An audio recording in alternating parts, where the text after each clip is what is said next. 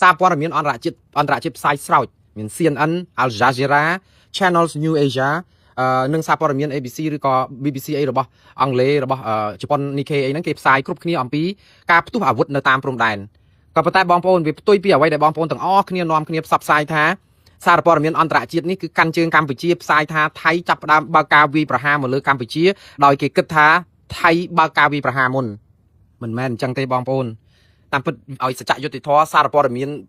បរទេសដែលមានវិជាជីវៈទាំងអស់នេះអត់មានឃ្លាណាមួយដែលប្រាប់ថាកម្ពុជាវាយបើកសំទោសថៃវាយប្រហារមុនជាអ្នកនាំអាតឲ្យកម្ពុជាវាយប្រហារក្រោយឬក៏យ៉ាងម៉េចទេអត់មានឃ្លាបែបហ្នឹងទេតែសារអន្តរជាតិទាំងអស់នេះបានតែត្រឹមថាថៃវាយប្រហារទៅប្រទេសកម្ពុជាជាការតបតទៅនឹងអ្វីដែលជាការផ្ទុះអាវុធឃើញបើការវាយប្រហារដោយភាគីថៃអះអាងអញ្ចឹងសារព័ត៌មានហ្នឹងគឺប្រើពាក្យថាទាហានថៃគេអះអាងថាទាហានខ្មែរវាយមុនហើយក៏គេដកស្រង់ពីសារព័ត៌មានកម្ពុជាឬក៏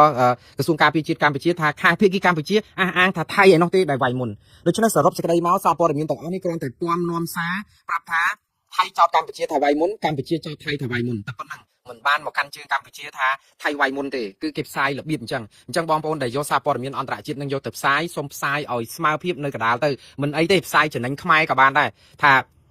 សារព័ត៌មាននឹងប្រាប់ថា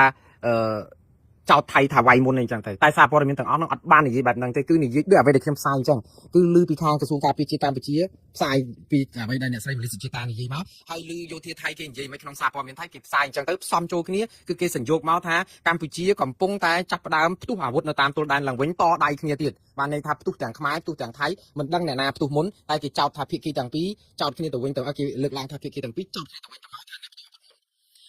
បើចំពោះខ្ញុំអត់សឹងមានមន្ទិលទេថាអ្នកណាសមោចក្នុងខោពួកខ្ញុំផ្សាយយូរហើយគឺខ្ញុំអត់មានសង្ស័យសូម្បីតែប៉ិនសរសៃសក់ថាថៃទេដែលជាអ្នកសមោចក្នុងខោដែលអាចនាំភ្លើងមុនហើយខ្ញុំមិនជឿថាទាហានកម្ពុជាឯណាទៅសមោចក្នុងខោឬក៏ទៅបាញ់ថៃទេយើងទៅមិនដល់គេទេកម្លាំងតែយើងញុះតែគេតែបន្តិចគឺយកឃើញយន្តហោះរបស់គេឡើងមកពេញមេឃ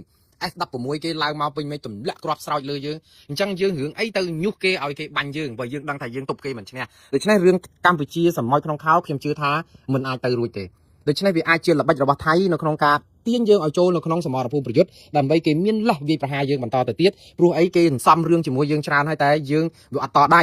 ហើយអាការដែលអត់តដៃនេះឲ្យធ្វើឲ្យថៃរឿងពិបាកដែរពិបាកអញ្ចឹងបង្កើតព្រឹត្តិការណ៍អីក៏ថាបានដែរញុះឲ្យយើងតដៃដើម្បីឲ្យមានហេតុឥឡូវនេះគឺថៃថាកម្ពុជាតដៃអញ្ចឹងទៅដើម្បីបានហេតុយក F16 គេយកមកប្រើឲ្យខាងតែបានដើម្បីអីពង្រៀងស្ថានភាពនៅស្រុកថៃខ្លះដែរបងប្អូនរឿងបញ្ហា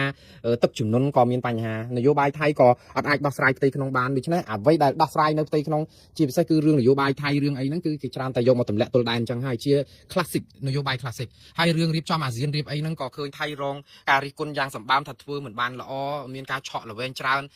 លាក់នឹងលាក់អីអញ្ចឹងទៅក៏មានការប្រៀបធៀបគ្នារវាង SEA Games នៅខ្មែរ SEA Games នៅថៃអាហ្នឹងវាជាបច្ច័យផ្សំទេប៉ុន្តែខ្ញុំគិតថាអ្វីដែលថៃកំពុងតែចង់រករឿងហ្នឹងគឺ